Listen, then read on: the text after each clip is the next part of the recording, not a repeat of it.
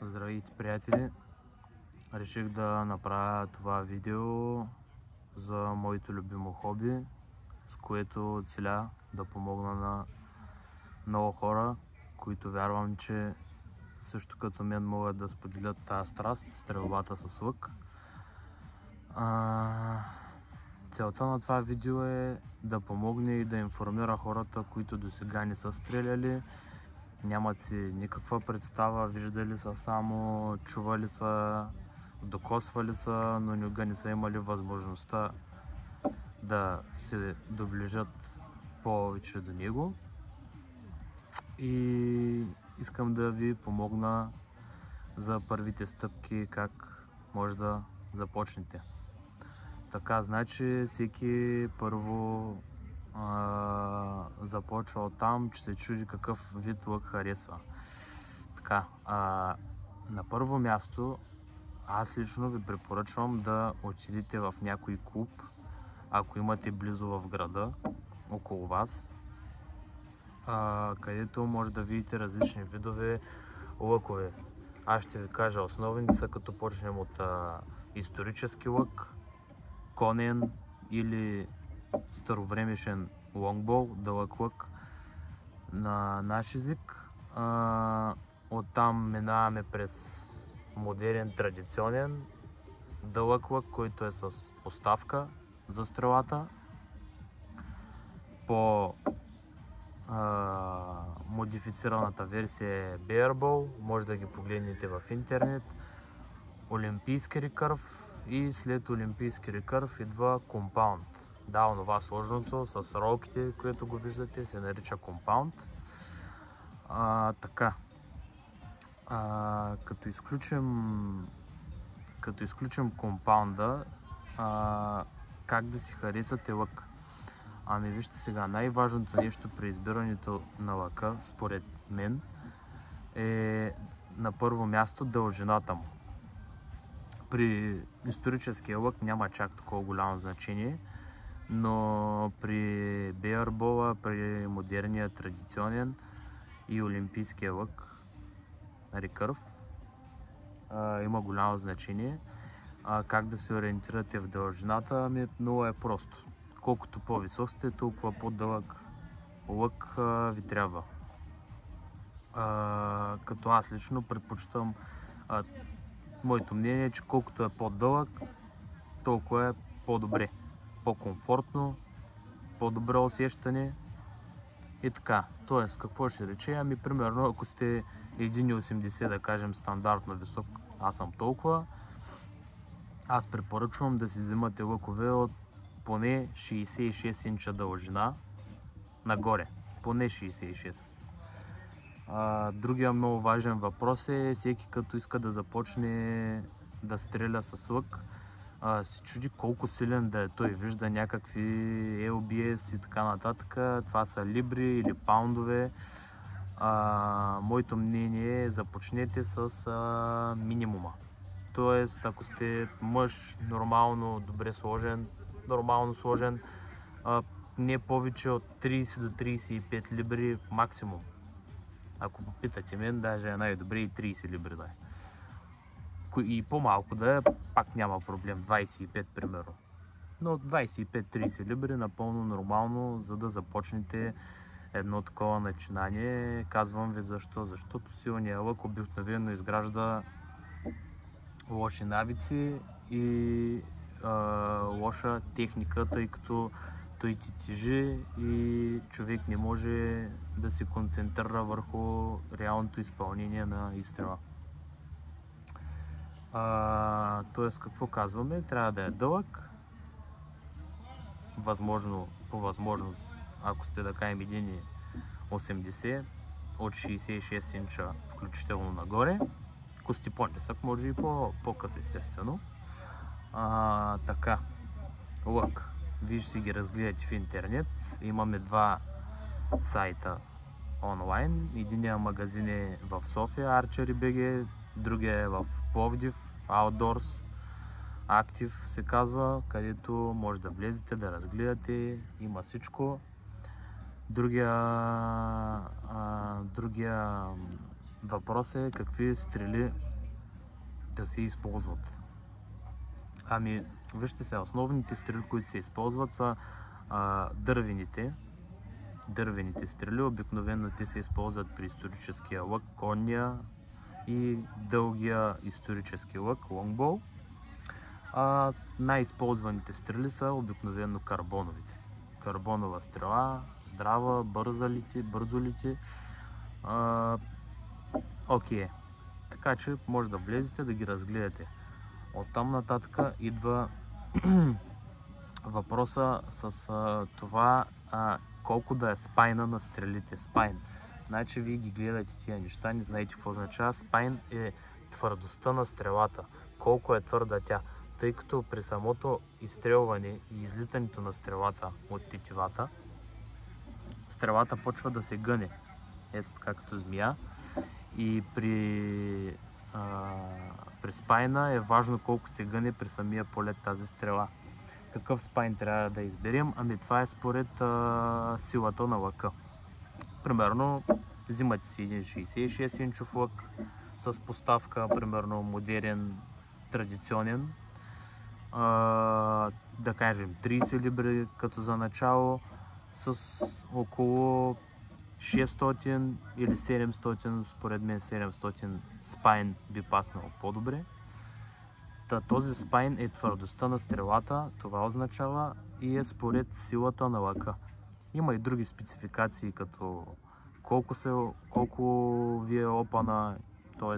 колко инча опъвате самата стрела, но това е за по-нататък, ще го научите. Не е ефтино хоби, сравнение, в смисъл, не е от най-ефтините хобита. Според мен е една нормална екипировка като за начало, която включва лък, стрели. Задължително препоръчвам да си вземете крага. Ето това е крага. Тя се слага ето така на ръката. Тя е с цел да ви предпази при евентуален удар заради неправилна стрелба на тетивата във вашата ръка. Болезнено е, не е приятно, никой не ще я ходи син, така че ви препоръчвам да си я купите, не е скъпа. Има всякакви модели, като почнете от 10, 15, 20, 30, 50 лева и нагоре, и каквато си изберете. Другото важно при лъка. Брейсхейт. Какво е брейсхейт? На наш език, жаргонно казано, база. Това е база, т.е. дължината от дръжката на лъка, най-вътрешната част на дръжката на лъка до тетивата. Всеки производител и всеки лък си, според дължината си, според модела, има описана колко трябва да е дълга тази база. Тя се измерва, сега ще ви покажа по кой начин, на моя лък. Ето това е моя лък. Той е доста дълъг, 72 инча дължина е, около 33 либри 4. Как се измерва базата? Ами не е сложно, взимате си ето такава линейка, в магазина като звъните ще ви обяснят. Налагате така и измервате колко инча е базата. Ето така примерно, слагате се, гледате да е равна и примерно аз в момента виждам, че моята база е по-малко, отколкото в момента трябва да бъде. Това са неща, които за начало ще ви бъдат необходими, ако решите да се занимавате с този прекрасен спорт. Другото нещо много важно е с какво опъваме тетивата. Не препоръчвам да опъвате просто с пръсти, първо защото е болезнено, резултатите не са по принцип каквито трябва да бъдат. Има два варианта, едното е на палчник, ето така изглежда. Ето така, слага се на пръстите, на средния пръст се закача и изглежда точно е така. Захваща се така тетивата и се опъва. Така. Има и ръкавици, които също те са за обикновено за 3 пръста. Ето така се слагат, тук се връзват и по същия начин технологията е същата. Аз лично предпочитам на палчник, по-комфортно ми е, по-добре усещам самата тетива и лък. Но и с ръкавица да няма никакъв проблем, също е качествено, също е окей. Какво ви трябва за начало? Ами казах ви. Стрели. Ето ви една карбонова стрела. Ето така изглежда. Нали, има различни видове, марки, модели. Като за начало си вземете нещо по-евтино, което да ви върши работа. Една стрела обикновено 10 на лева струва, така карбонова. Нали, ако няма да стреляте с исторически лък с дървени стрели, разбира се. Ето в случая, тук пише примерно на тази стрела спайна, ето го. Не знам дали се вижда, 600 спайн. Според силата на моя лък. И какво ви трябва за начало? За начало ви трябва лък. Обикновено като си поръчате идва с тетива. Не е нужно да си купувате отделно. Такава крага да ви предпазва ръката от евентуални наранявания. Ето сега ще ви покажа моята по-отблизо. Така изглежда. Закачи се за ръката. Стрели и напалчник или ръкавица по избор. Вече ви обясних за базата. Взимате си една така линейка от около 10 на 15 лева струва, за да си мерите базата на лъка. Тя е много важна, за да си сложите маркировката, където ще влиза вашата стрела в тетивата. Това е за сега, приятели. Оборудването, по мое мнение, едно начално оборудване, зависи какво си харесвате, но да имате всичко необходимо се движи от около 400, да кажем, до 600-700 лева. Нали, включваме лък, протектор за ръка, крага се нарича, напалчник или ръкавица, 6 броя стрели примерно и тази линейка, с която да си мерите базата. Стреляйте винаги на безопасни места, където няма хора, няма вариант да ударите някой, да оцелите, защото това си е оръжие, опасно е, не си правите шега с това нещо.